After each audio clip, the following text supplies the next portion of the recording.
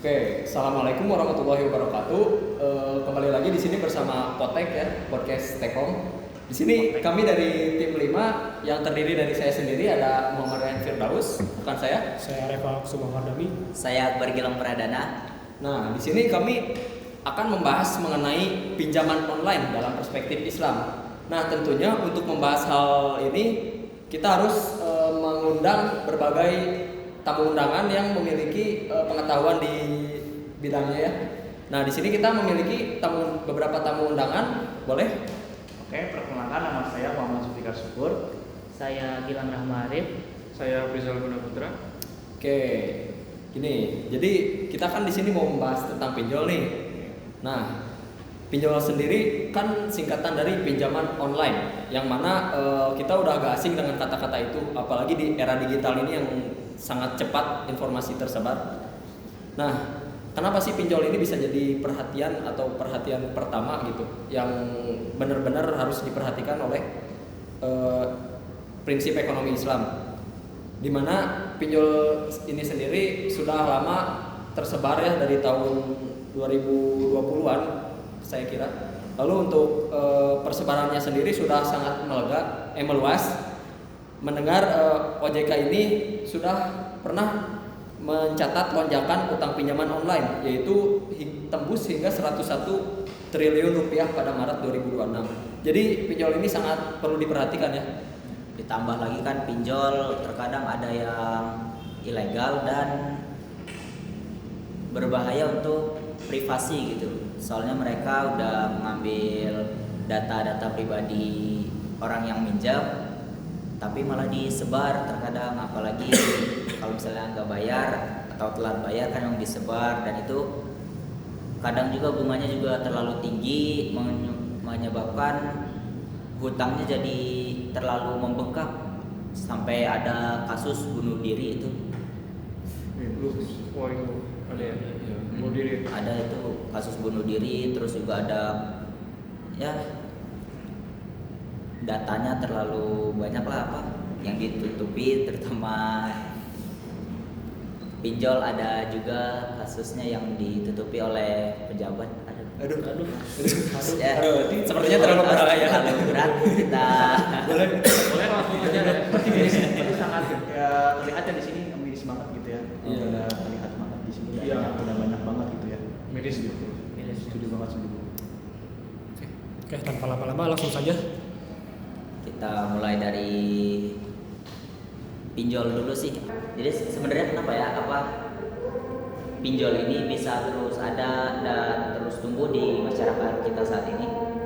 Oke, jadi kenapa pinjol ini masih marak ya? Nah, jadi sebenarnya kita itu kan sebenarnya kalau kita mampu tuh kan orang tuh kan nggak ini ya, nggak ngutang ya sebenarnya kan. Nah, kebanyakan orang-orang yang pinjol itu mereka itu ngutang. Kenapa? Ya mereka ambil itu karena pasti itu kepepet ya, karena butuh yang namanya uang cepat gitu. Ya dari faktor ekonomi, dari faktor gaya-gaya gitu kan. Nah, sebenarnya yang jadi masalah di pinjol ini kenapa marak terjadi itu karena kemudahan dari peminjamannya itu sendiri.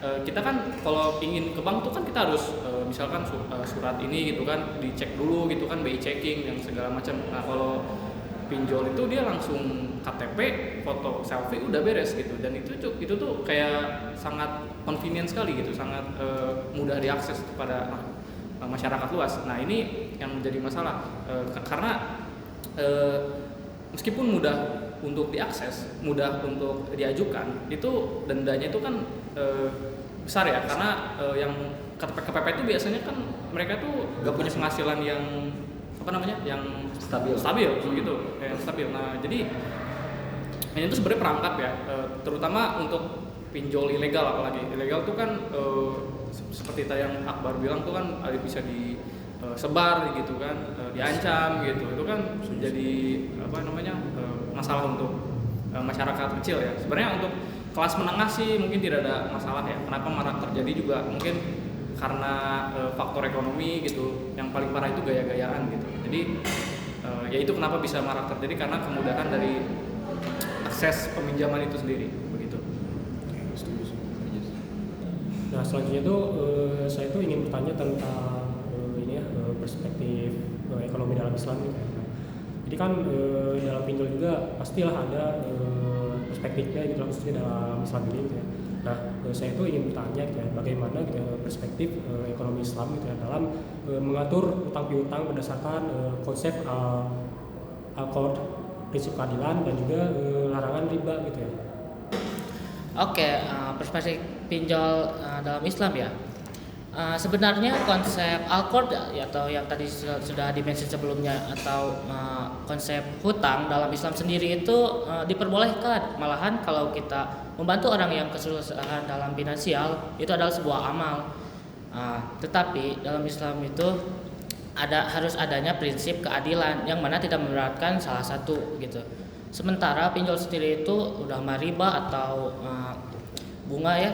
Terus kan riba itu memberatkan, jadi tidak adil lah, tidak seimbang, dan itu yang menjadi PR mungkin di pinjol ini. Dalam perspektif Islam, jadi hutang itu diperbolehkan asal adil gitu, tanpa riba dan tidak memberatkan salah satunya. Yes. Mungkin begitu. Oke, kan tadi udah dijelasin nih kenapa pinjol ini dilarang gitu dalam Islam, apalagi ada unsur-unsur ribanya nih. Nah, saya masih penasaran, gimana sih Kang? Apakah pinjol ini memiliki dampak terhadap maqasid al-syariah? Coba bisa dijelasin mungkin? Ya tadi maqasid syariah sangat berdampak sekali karena memang dalam ekonomi dalam Islam itu memang harus mempertahankan maqasid syariah ini, karena kalau misalkan kita merusak dari maqasid syariah ini, kita berarti bertentangan dengan prinsip syariah gitu ya. Jadi apa aja sih ya dari apa aja ya gitu ya maqasid syariah itu. Jadi yang pertama itu dari segi perlindungan agama atau disebut dengan hifzul ad-din gitu ya. Bisa merusak gitu ya, bisa merusak mental kita, itu bisa kita mungkin dari tekanan gitu ya, jadi kita misalkan kepikiran terus buat belum dibayar gitu, bunganya tinggi gitu kayak gitu. Lalu yang kedua itu perlindungan jiwa atau hifzul an-nafs gitu ya, bisa seperti yang tadi juga sama, cuman di sini memang dari beban penagihan utang yang sangat intimidatif gitu ya, itu bisa memunculkan stres berat atau bisa menimbulkan gangguan di jiwa kita sendiri gitu ya. Lalu yang ketiga itu ada hifzul akal gitu ya, atau perlindungan dari akal. Jadi bisa merusak akal kita sehingga kita memang kan dari pinjol ini tuh bisa menimbulkan stres dari finansial gitu ya. Bisa berdampak ke depresi juga gitu, jadi kita agak riskan juga. Lalu yang keempat itu ada hifzul mal atau perlindungan harta. Sesuai dengan topik kita gitu ya, harta, jadi bisa keberatan di harta gitu ya. Bisa tadi sudah disebutkan juga itu bunga sangat bisa jadi peminjaman uang itu dendanya gede, terus juga bunganya juga sangat besar sekali gitu, itu bisa jadi merusak atau bisa bikin krisis finansial lah gitu kan ya. Lalu yang terakhir itu ada hifzul an-nasl atau perlindungan ke keluarga. Kenapa bisa ke keluarga? Karena pada kasus ini juga bisa menimbulkan konflik di kekeluargaan. Misalkan salah satu dari anggota keluarga kita yang melakukan peminjaman online, tapi mungkin satu keluarga ini memang tidak bisa membayarnya, berarti itu kan bisa menimbulkan konflik di keluarga gitu kan, seperti itu ya. Lebih. Oke. Menarik. Tadi sudah dijelaskan kan betapa pinjol ini sangat berbahaya ya, apalagi tadi sudah dijelaskan bahwa pinjol ini sangat marak gitu di Indonesia dan kenapa bisa marak. Lalu ada analisis pandangan Islam gitu terkait pinjol ini, dan terakhir tadi sudah dijelaskan juga bahwa pinjol ini memiliki dampak-dampak terhadap maqasid al-syariah kan tadi. Nah, tapi gimana sih kita ngurangin dari maraknya beredar pinjol ini dan dampak-dampak pinjol ini?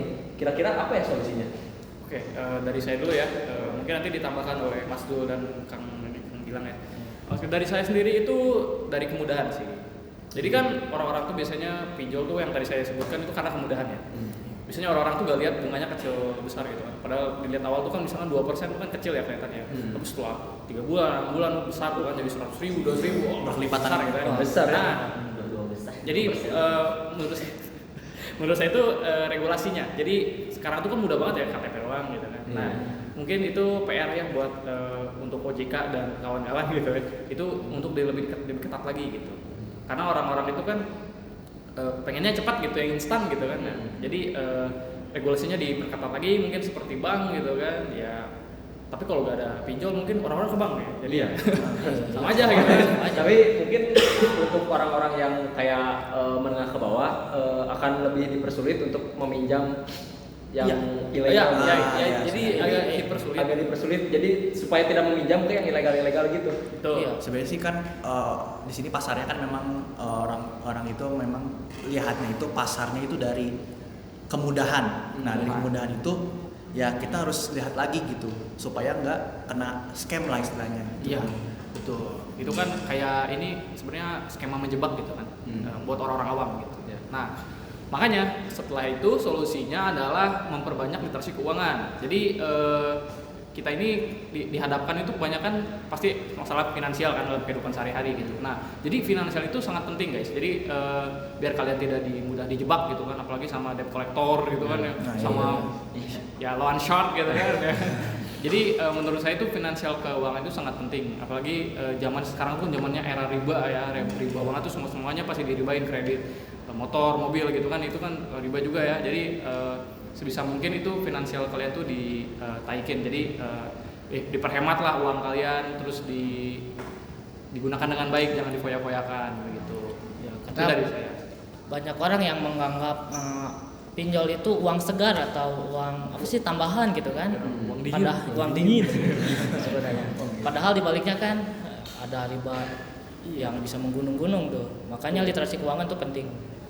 Apalagi bunganya majemuk ya kan 20% tuh. Wah, Kalau Kelipatannya bisa iya. jadi tinggi sih. 2% kecil, tapi kalau kreditnya motor gitu, Wah. besar tuh. Tapi kalau saya pinjam ke akang nih misalkan, itu termasuk pinjol bukan?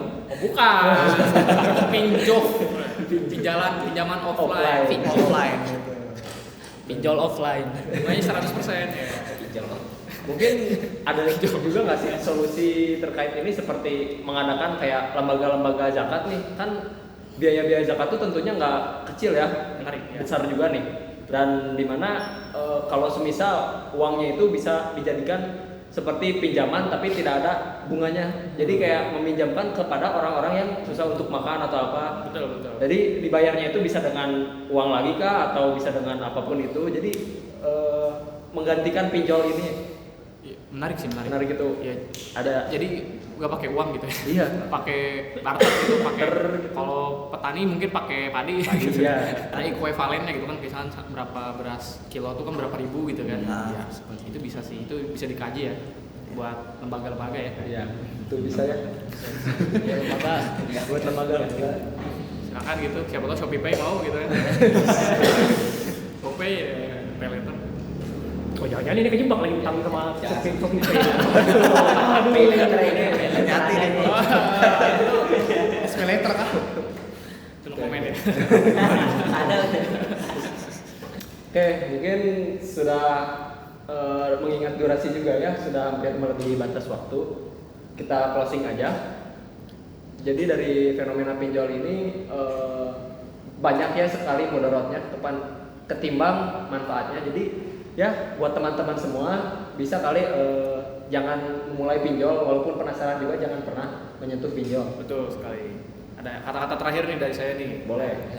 Nabi Muhammad itu selalu menekankan untuk hidup sederhana guys. Jadi untuk kalian yang pinjol ya kan, untuk foya-foya, untuk beli HP lah gitu kan, buat beli iPhone gitu, janganlah. kita gunakan sebisa kita aja, semampu kita. Kalau gajinya segitu ya kita pakai yang ada aja gitu. Betul. Utamakan fungsi bukan gengsi. Betul. Tolong jangan pinjol ya. Karena itu riba dan merugikan diri sendiri. Apalagi dipadu dengan untuk judol. Wah, tidak pinjol, judo. pinjol nggak boleh. Nggak boleh. Tidak, no ya. Itu dosa kuadrat-kuadrat itu. Ya, kuadrat kubik, ya kan. Udah kuadrat hukum lagi. Kayak tepuk tangan untuk daftar pusaka kita semua ya. Kan buat anggota menang kita yang luar biasa. Oke, mungkin cukup sekian. Terima kasih ya sudah menyempatkan waktunya untuk datang. Ya. Sekian dari podcast Tekom. Wassalamualaikum warahmatullahi wabarakatuh.